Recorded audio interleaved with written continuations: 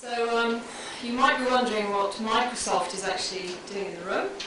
And like Leon, actually feel like a bit of an imposter. In fact, I can't claim to be a domain expert at all in this industry sector. But in fact, discussing with Sarah, I think some of the essences of what we were trying to do, there were certainly things that we had in common, I suppose, and we were effectively trying to do the same thing. So the area of Microsoft I represent actually doesn't have anything to do with software, which is reasonably refreshing, I suppose. But in fact, if anything, we're in the business of economic development. What I mean by that is our group, the Emerging Business Team, is actually tasked with working with government and academia and primarily developing a holistic approach to supporting business over the long term and growing the software industry as an overall percentage of the economy, or growing the contribution that the software industry makes to the economy.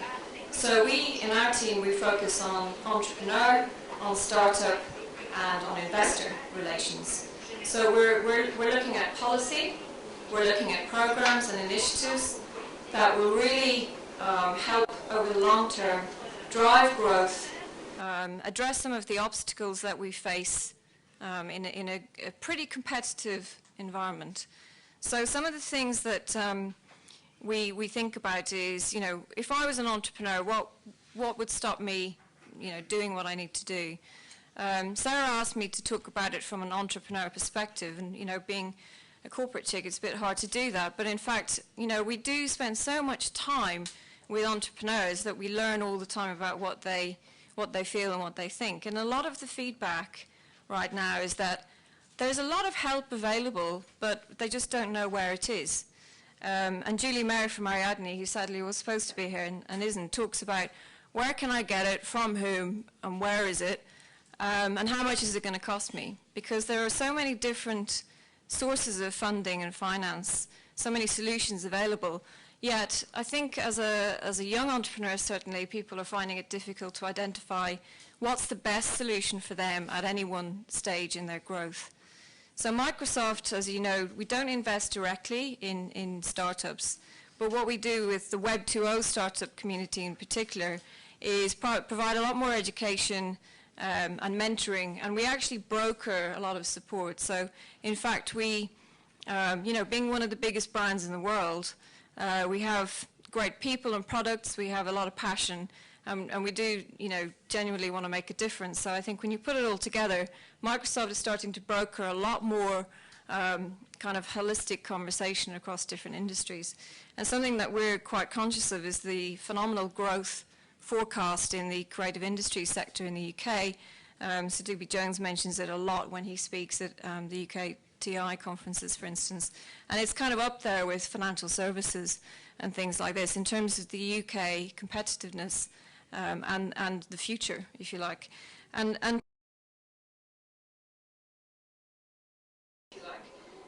technology is actually pervasive. You know, there's very little we do today, and certainly in 10 years' time, I think there will be even less that we do that doesn't have some form of technology as part of it. And you know, Leon mentioned the fact that we're all having to kind of think pretty seriously about reinventing ourselves, moving from a traditional model. For us, it's, you know, our traditional products like Microsoft Office, for instance, and Windows, to new realms. So the internet is here. We probably all use it, you know. I mean, Facebook, we're all aware of the social networking phenomenon. But monetizing that innovation is really quite hard. And the amount of conferences that I go to, whether it's at Silicon Valley or here in Europe, and they still talk about how do we monetize this. You know, we've got an audience, and they have, you know, all this traffic, but in fact making money from the internet in a lot of cases is really quite hard. And it's certainly not straightforward.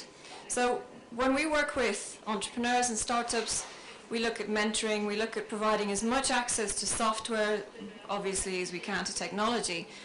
Also access to capital, access to people, and access to markets.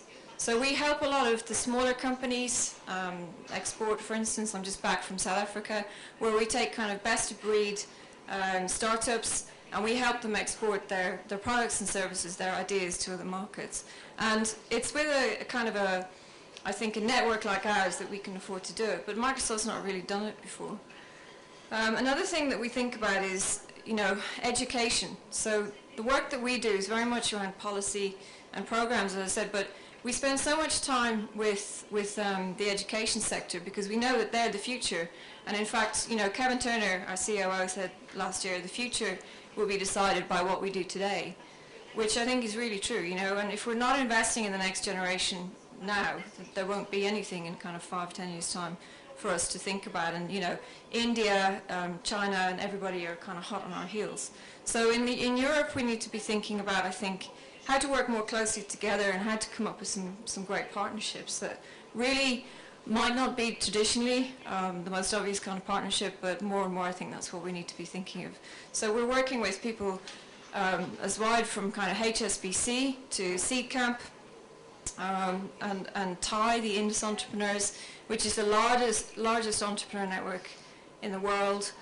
We also work with EFCA, the European Venture Capital Association, on policy, specifically cross-border investment strategies that basically say, how do we address the regulatory framework and make it easy for people to come together and syndicate investment, particularly business angels and early stage investors, in creative ideas. Because actually the regulatory framework has a lot to do with it. EBAN, the European Business Angels Network, have 75,000 members across Europe. That's going to be a new partnership for us. We've not done anything really proactively with them before now. But we want to, as I said, we want to kind of foster innovation.